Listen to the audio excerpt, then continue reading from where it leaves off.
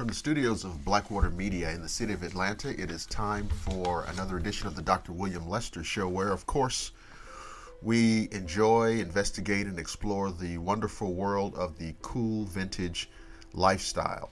And obviously, we are now right in the midst of the holiday season. Christmas is just a few days away.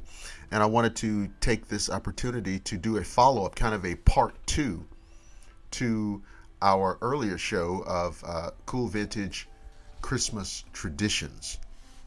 Now, of course, as always, I'd like to share with you exactly what I am enjoying during the program, smoking-wise, drinking-wise. And, of course, I am enjoying tonight a wonderful pipe full of Alamo pipe tobacco. I think I discussed it on an earlier show. It's made by Brigadier Black. And they have a wonderful line of pipe tobaccos, each named for famous military campaigns in history. There's one called Antietam, Gettysburg. Of course, we have the Alamo, Bull Run, and I believe there's also one called Waterloo. So they're just a great line of fantastic pipe tobaccos made by Brigadier Black.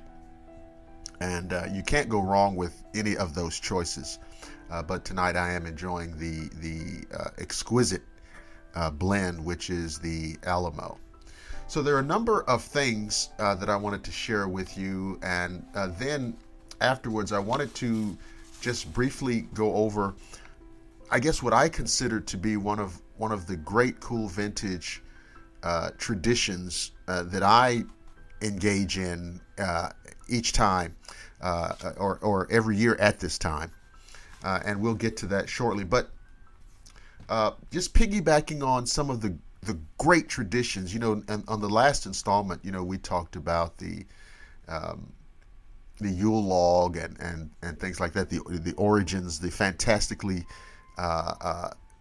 mythological and historical beginnings of Santa Claus and other things. But in that same vein, I wanted to start off by talking about holly, which is, of course, some imagery that is well known for the season. So holly, first of all, was an early symbol used by the ancient Romans, and we'll talk a lot about the Romans tonight because they are some of their traditions are formative in our modern concepts of Christmas. But the Romans used holly during the December feast of Saturnalia, which we'll talk about again later, is considered to be the sacred plant of the god Saturn. Also, the Druids believed that holly, with its shiny leaves and red berries, stayed green to keep the earth beautiful when the sacred oak lost its leaves. They wore sprigs of holly in their hair when they went into the forest to watch their priests cut the sacred mistletoe. Also, the plant has come to stand for peace and joy. People often settle arguments under a holly tree. Holly is believed to frighten off witches and protect the home from thunder and lightning. In West England, it is said that sprigs of holly around a young girl's bed on Christmas Eve are supposed to keep away mischievous little goblins. In Germany, a piece that has been used in a church decorations is regarded as a charm against lightning. And in England, British farmers put sprigs of holly on their beehives. So you see, it's a really unusual but pleasantly rich history with respect to holly. Now, let's bring it to the dinner table, because like Thanksgiving, Christmas is often associated with a huge holiday dinner spread, and we'll start with the turkey. Of course, meat is always featured at the center of traditional Christmas feasts, although it's not always been in the form of turkey. The act of serving a large roasted joint of meat at Christmas is believed to originate from ancient sacrificial rites to appease the gods and hopefully ensure a sufficient harvest for the following year.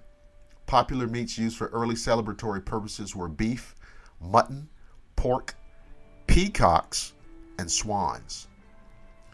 King James I can be thanked for the emergence of turkey, as he introduced it during the 17th century for the important reason that it was considered far kinder to his delicate digestive system.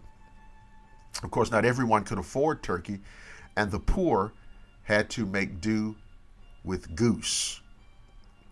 Of course, one of the wonderful old Christmas traditions, again, those who have culinary leanings, are mince pies, or sometimes called Christmas pies. These have existed for centuries, although their shape and content have changed dramatically through the ages. In their original form, mince pies were much larger, crib-shaped to represent the manger, and packed full of meat, spices, and fruit. Strangely, the mince pie tradition hasn't always been upheld. For example, during the mid-17th century, when Oliver Cromwell, decided that it was far too decadent and indulgent, and he banned them. So he must have, clearly been one of the notorious members of the pleasure police and or the morality mafia, which we, on our show, vehemently oppose. Eventually, the tradition of mince pies came back after the Restoration. The sweet, rich, and fruity pies that we are now accustomed to developed in the early part of the 20th century, when the meat content was removed for good. Christmas pudding, or sometimes called plum or figgy pudding, is believed to originate from the medieval period, when plum pottage was served during festivities. Plum pottage was a meat broth that had breadcrumbs and dried fruit added for thickening purposes, and was seasoned with wine and spices.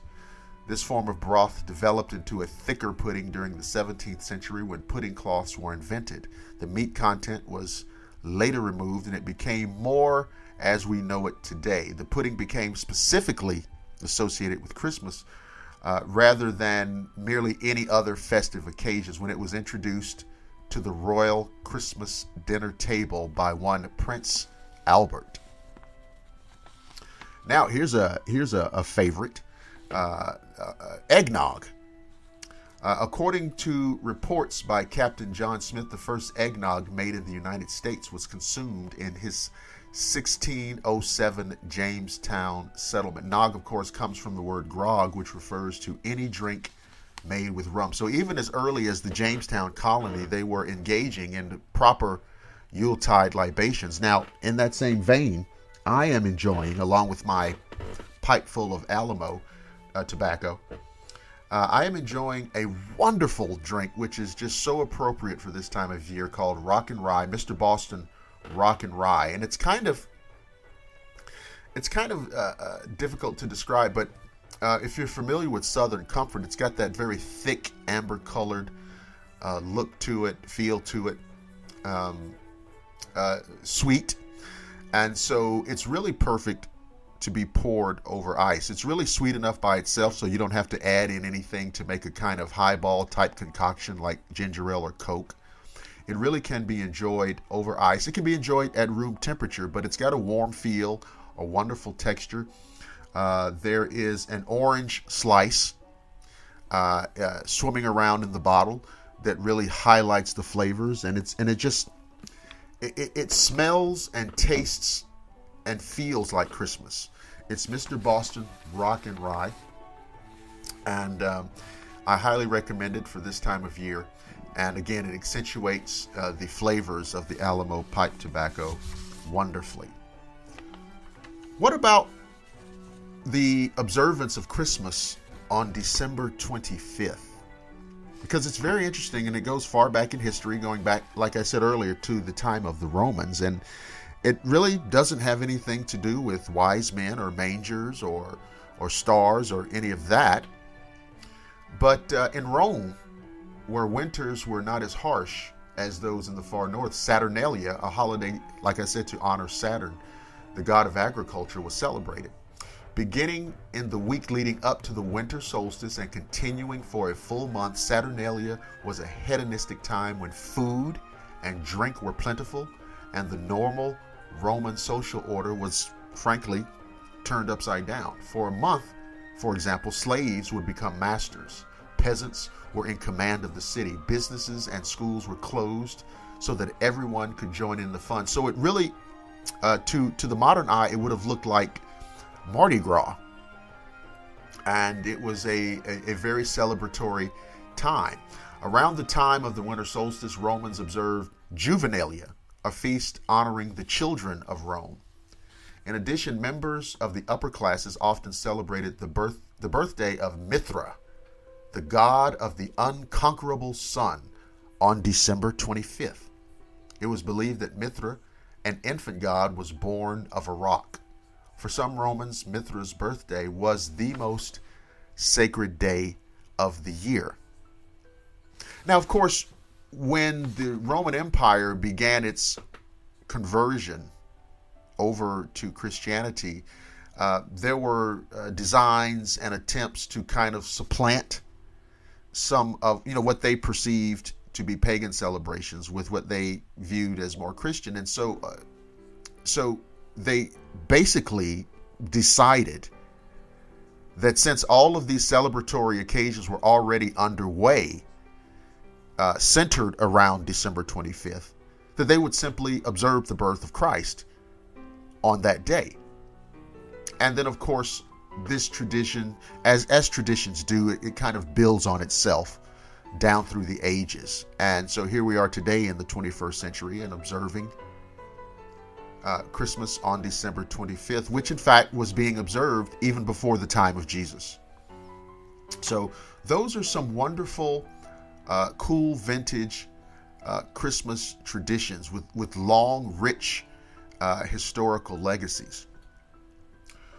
One of the cool vintage traditions that I have engaged in for years, and of course this may not be for everyone because it is in fact sports related, but if you are so inclined, I'd like to share it with you.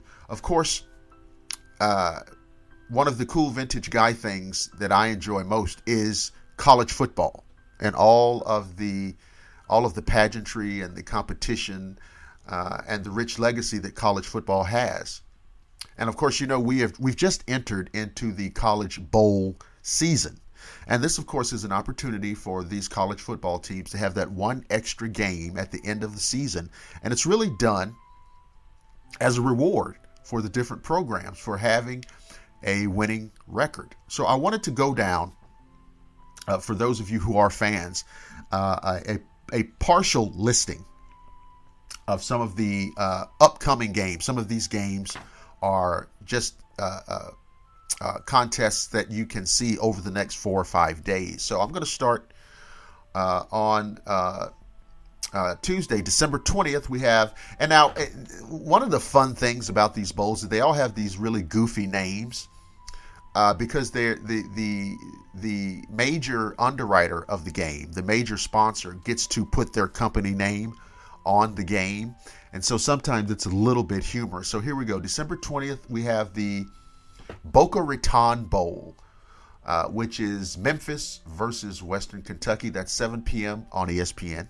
December 21st, the Poinsettia Bowl, which is BYU versus Wyoming, and that's at 9 p.m. on ESPN. December 22nd, we have get ready, the Idaho Potato Bowl, which of course is Idaho versus Colorado State. That's at 7 p.m. on ESPN. December 23rd, there are 2 games. We have the Lockheed Martin Armed Forces Bowl, which is Louisiana Tech versus Navy. That's at 4:30 p.m. on ESPN.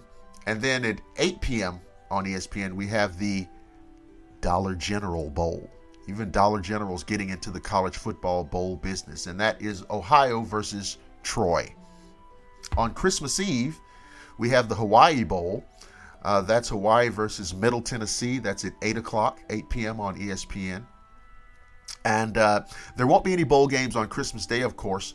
But beginning the day after Christmas on the 26th, there will be a whole slew of games going all the way into January. So what I'm going to do is I'll post the complete bowl schedule on the Blackwater Media Facebook page, and you can leave it on your computer, save it on your computer, or print it out, or whatever suits you the most. So there you go.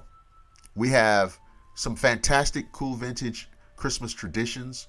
We have a great college football bowl season that we've just entered upon. There are going to be some great games. Of course, all this culminates in the 4-team playoff, which is, what is this? Ohio State, Clemson, and then Alabama versus Washington. I mean, you talk about two great games that should be highly enjoyable, highly entertaining, a wonderful way to accentuate the celebratory spirit of the season if you are a fan of college football. So that's all for this installment of the show. I wanted to share those great traditions, those cool vintage Christmas traditions with you, and I hope that you are having a fantastic holiday season. And I just hope all of your wishes and hopes and dreams manifest themselves during this Yuletide time. So I am your host, Dr. William Lester. Thank you for listening to the show. Remember, when you come here, we have one basic requirement. It's got to be cool. It's got to be vintage. I'll see you guys next time. Merry Christmas.